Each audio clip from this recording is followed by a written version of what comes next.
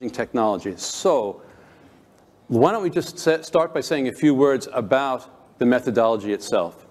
So, oh, I'm sorry. What I'm going to do first is I'm going to introduce the panel. I was jumping the gun there.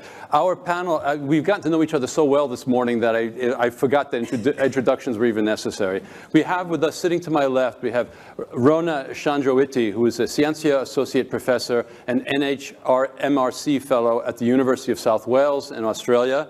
Sitting next to Rona, we have Joseph Constantine, who is an associate professor of electrical and computer engineering at the American University of Beirut. And sitting to the left of Joseph, we have Angela Wu, who is associate professor at Hong Kong University of Science and Technology in Hong Kong, China. So again, let me just try to roll back. Now let's say a few words about the methodology. I think, Joseph, you're going to start? I think Rona. Rona, sorry, Rona, please. Yes, so hi everyone. We are very excited about this top 10 emerging technologies. These top 10 emerging technologies are collected together. We have a steering committee that has 27 members. They are of academia, industry leaders, technologies, and futurists. So what we did is we have a list of questions of a survey that we distributed through our networks, and what the question asks is about name a technology that you think is emerging and disruptive, describe that technology, and what impact it will be within the 3 and 5 years. So we received 95 nominations, which is make it really hard to drill down to 10. And what we're looking is technology that are not widely used, but we think that will be disruptive in the next 3 and 5 years. It's very hard to choose the 10, right, Joseph? Thank you. Thank you, Rona. And I think now I will tell you guys about the difficult job that it was narrowing it down from 95 to 10. So what happened is once we received the nominations and all these technologies, we went back and researched all of these topics and all of these nominations, and we kind of zoomed it down based on 4 criteria. And the first criteria was novelty, which means that the technology is at its early stage, it's not widely used yet. And then applicability, which means that the technology will have a significant use and benefit to societies globally. And then we looked into depth, which means that that technology is being developed by more than one company, and it is the focus of technological advancement, and it will certainly have an impact in the 3 to 5 years. And then we looked into the power, which means that this technology must be disruptive. It must actually change the world or change the technology the way we see it right now. So back to you, Fred. Okay, thank you, Joseph. Thank you very much. And so I think what we'll do now is we'll dive into the content of the report. There were 10 technologies that were selected, and I'm just going to start by saying that as I read through the report, it was the one on plant sensors that I found to be the most surprising. I did not expect to see an article about plant sensors in this report. So Rona, why don't you start by telling us a little bit how plant sensors made it to the final cut of 10? Thank you, Fred. So wearable plant sensors. So we know everyone, almost all of us, we have a wearable health tracker, and then what it does is it has an electrode and it can measure our health. So why not the same or similar principle for the plant sensors? So why this technology is in the top 10 this year is it's also because with the increasing population, so by 2015 we need to produce 70% more food. So that means we need better farming, better agriculture, and better food production. So there has been many technologies to monitor plant health. There's drones that can collect data on a different level of resolutions. So this year, uniquely, we want to identify and showcase wearable plant sensors. So basically, they are a sensor patch that are attached to plant leaf or stem that can monitor individual plant health. And the idea is when we can monitor them to measure the temperature, humidity, soil and nutrient, farmers can do an intervention. For example, has enough fertilizer, we don't need to put any more fertilizers, enough moisture, we need to monitor the irrigation. So by monitoring all of this, we can have a personalized agriculture, better farming, and therefore better production of food. Thank you, Rona. Sustainable agriculture is really, really important. And where there are sensors, we need batteries, right, Joseph? So why don't you say a little bit about the flexible batteries, which is another one of the technologies that was selected for the final list of 10. Yes, flexible batteries is one of the technologies that I'm personally very excited about. And it's one of the technologies that we discussed a lot during our many meetings in narrowing these down into 10 technologies. So as Rona said, flexible sensors require, or are needed basically to monitor plant health, but at the same time, all these sensors, whether for plant, for humans, for, as Angela also would speak in a little bit, whatever the application is, they need power. And this power can come from regular batteries the way we know them, but for flexibility, flexible batteries are proving to be a very good contender. In fact, there has been many flexible batteries of many types that are being already commercialized, and at the same time they are composed of lithium ion or the same composition of any batteries, except that they are built on flexible material. They are integral in powering wearable sensors, wearable technology, flexible screens, nanotechnology, a lot of applications. And in fact, if you want to learn more about this, you can come to the Hub B today at 3:30 p.m. to talk about flexible batteries in particular. Thanks, Joseph. Yes, and as Joseph points out, there will be a session for each of these technologies that we're going to be talking about in this meeting in more depth later in this annual meeting of the new champions.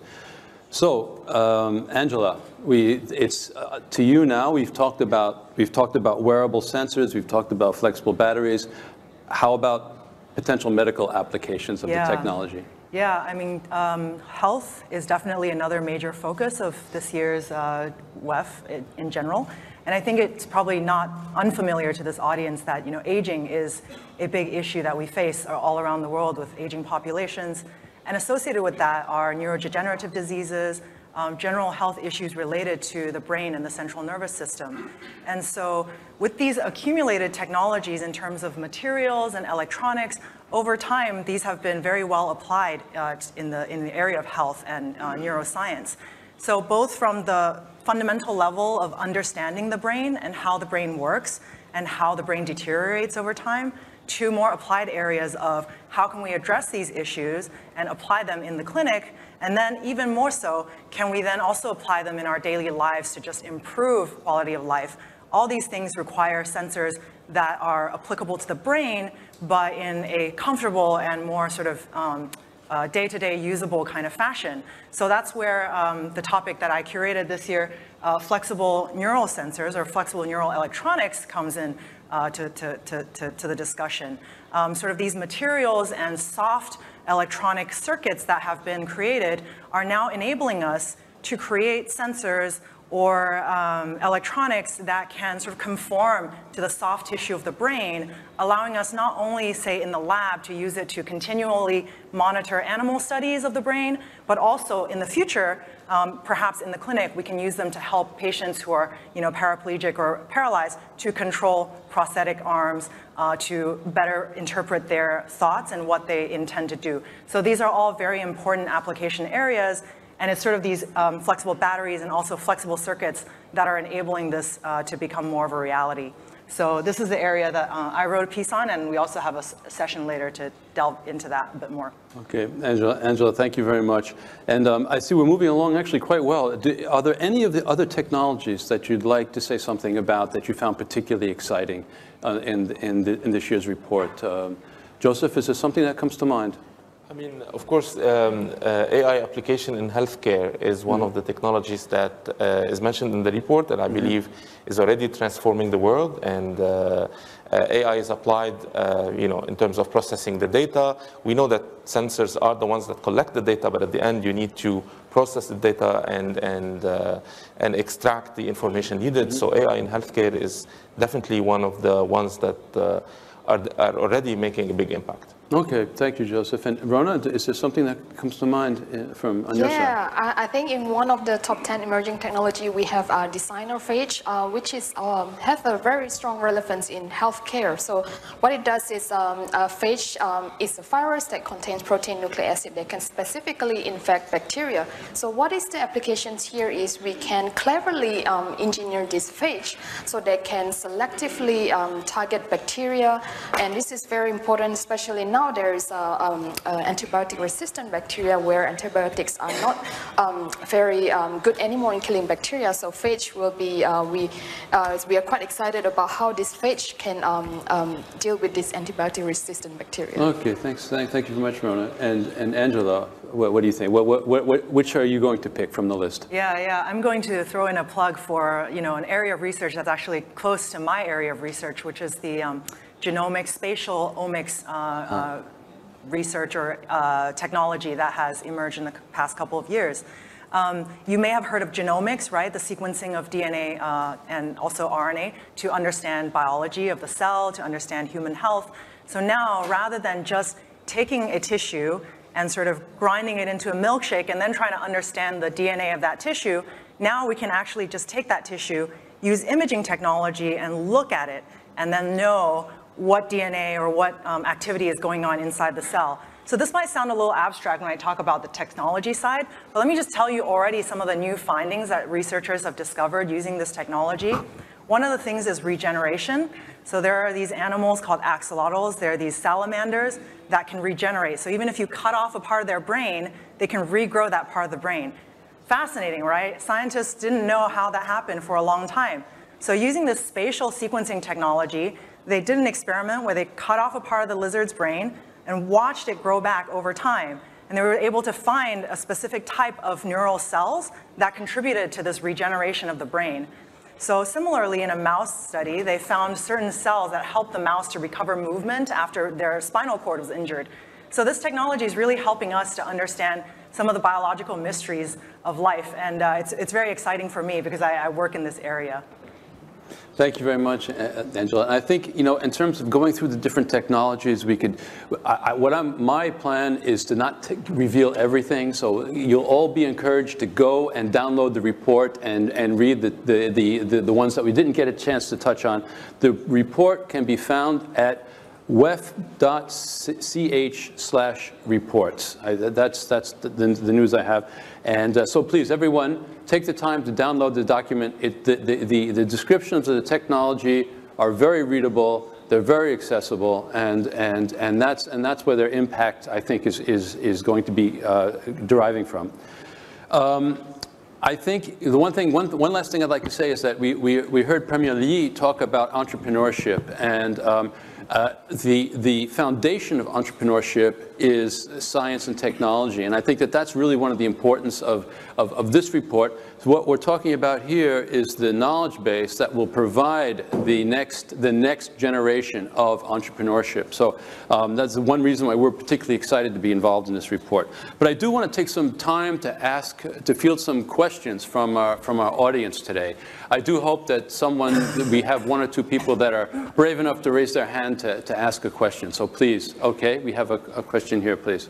Hi, thank you so much to all the panelists for sharing the wonderful insights. My question is to Rona. So I really admire the technology that you mentioned about plant sensors.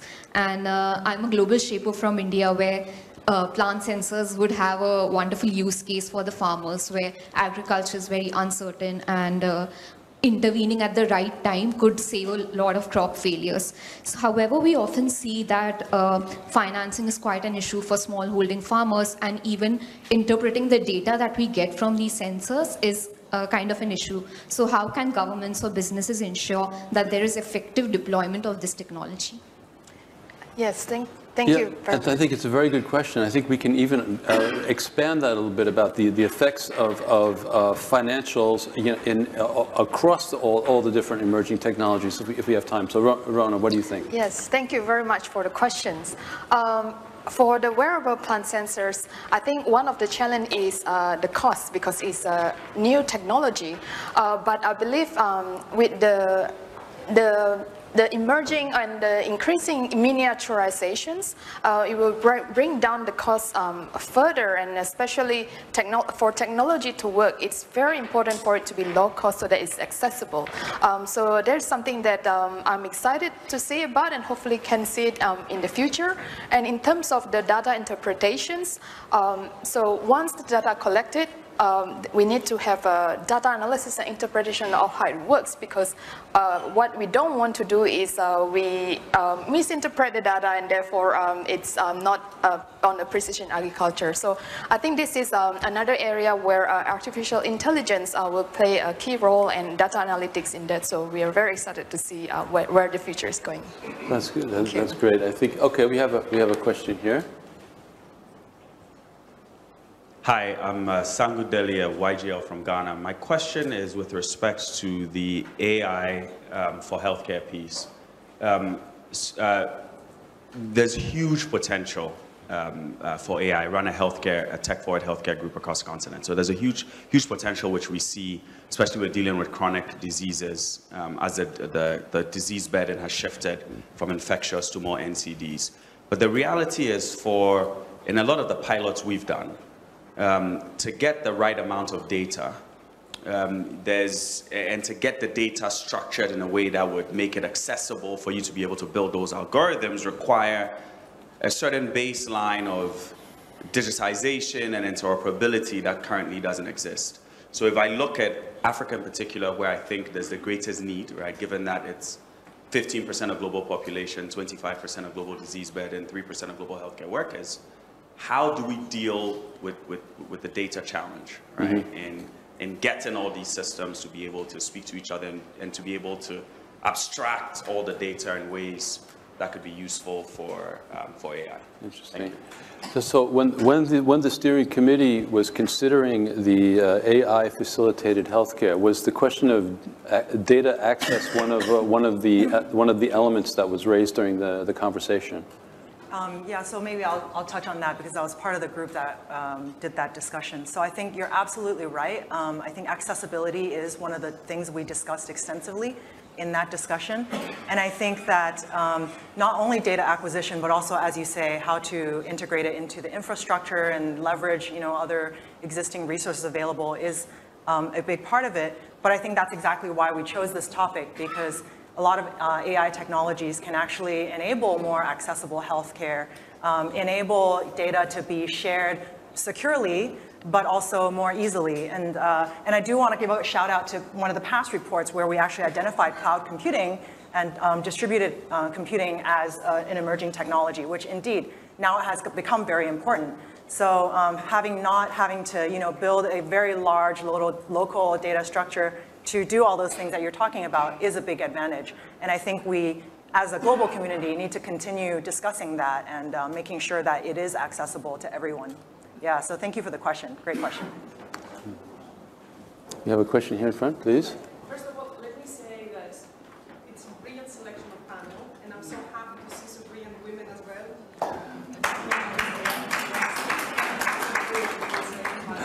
well. We have a microphone here, right?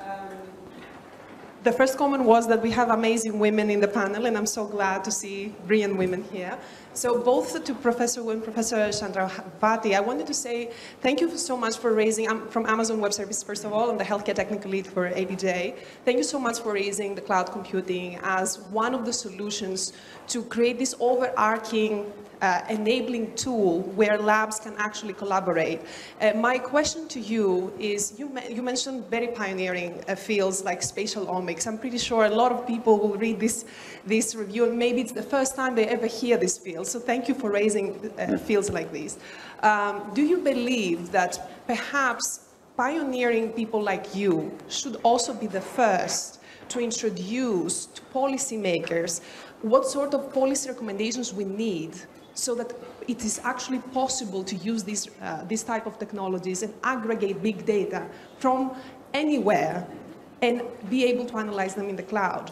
Because otherwise, it's going to be very tricky to have this type of technologies enabled everywhere and used by any type of country in any place. Okay, thank you very much. The role of policy actually is quite critical in many contexts in terms of taking technology and building towards solutions. So I don't know, Angela, would you like to end? Joseph? I think the question is for the ladies. Anyone would like to? I can kick off first. Sure. Yeah. Thanks very much for the question. I completely agree about engaging with policymakers. So I can probably tell about my experience. So my area of research is in sensors.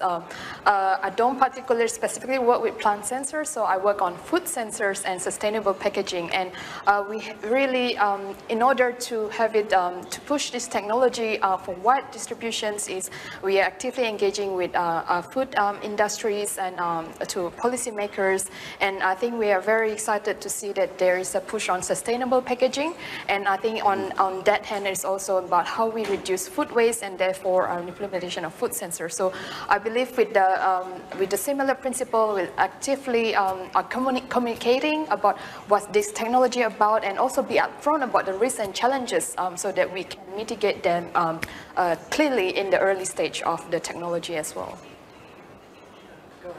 It's okay. I just want to add, thank you, Rana. I just want to add that it's very important to accept, or at least to understand the fact that we're going to have a lot of sensors, a lot of wearable sensors, and the technology is moving in that direction. So there is a lot of venues to collect data, and which pushes actually, and this is very important that in the report we're talking about flexible batteries, we talk about plant sensors, we talk about healthcare. In previous reports, we talked about a lot of other very important technologies, but that should push governments to issue very clear policies, especially in regards to data privacy and data security.